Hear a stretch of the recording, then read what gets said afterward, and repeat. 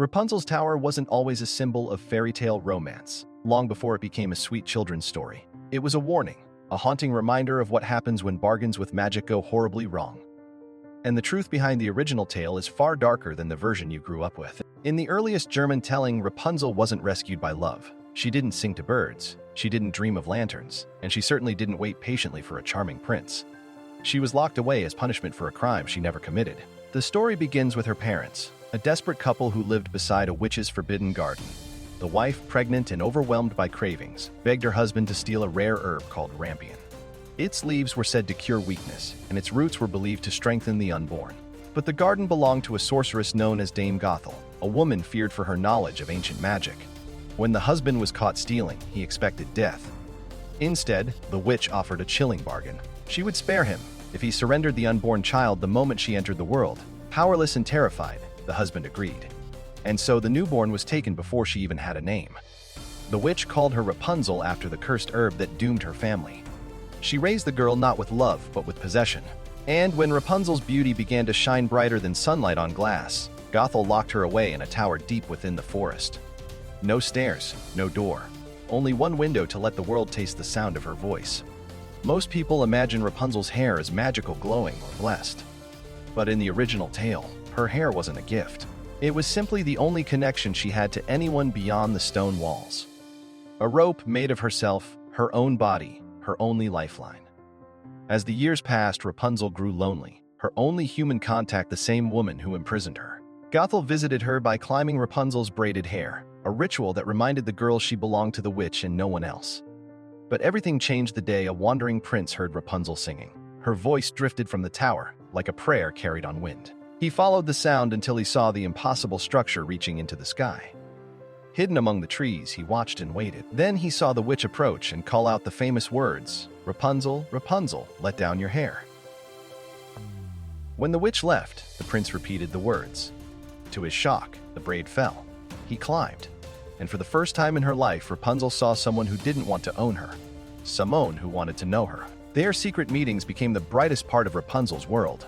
They spoke of freedom, of life beyond the forest, of a future the witch never allowed her to imagine. But the story wasn't meant to stay sweet for long. In the grim version, Rapunzel eventually let slip a secret that exposed everything. Some say she asked why her clothes were getting tighter.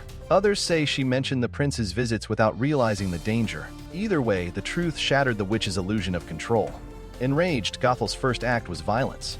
She seized Rapunzel, dragged her to the floor, and sheared off her hair in a single furious strike. The braid that once symbolized connection became a severed reminder of betrayal. Then Gothel banished Rapunzel to a brutal wilderness, a barren place where she was meant to die alone and forgotten. But the witch wasn't finished. Using the severed braid, she set a trap for the prince. When he returned and climbed a hair expecting his beloved, he found the witch waiting. With a single movement, she pushed him from the tower. He survived the fall, but not without consequence. He landed in a patch of thorns that pierced his eyes, leaving him blind. Blind and broken, the prince staggered into the forest. For years he wandered, searching for the voice that once saved him from loneliness. He survived on roots and rainwater, guided only by the echo of Rapunzel's memory. His tears carved paths through the dirt on his face, but they could not return the light to his eyes. Rapunzel, meanwhile, struggled to survive in exile. She gave birth to twins, a boy and a girl, alone, terrified, and far from anyone who could understand her pain. The fairy tale never lingers on this part, but imagine the reality. A girl raised in isolation, cast into the wilderness, forced to care for two newborns with no knowledge of the world beyond her tower. Her suffering was the cruelest outcome of the witch's revenge. But this is where the grim tale offers its only moment of mercy. One day, as the prince wandered through the wasteland, he heard a familiar voice. Weak but gentle, shaken but alive, Rapunzel called his name. They ran toward each other, unsure if the other was real or just another memory born of longing.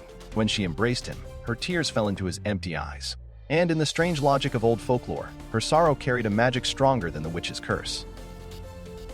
The tears healed him, sight returned, light flooded in. He could finally see the woman he had crossed a kingdom to find. Their reunion wasn't the fairy tale ending we imagine today. It was bittersweet, two broken people finding each other after surviving cruelty, fear, and years of suffering.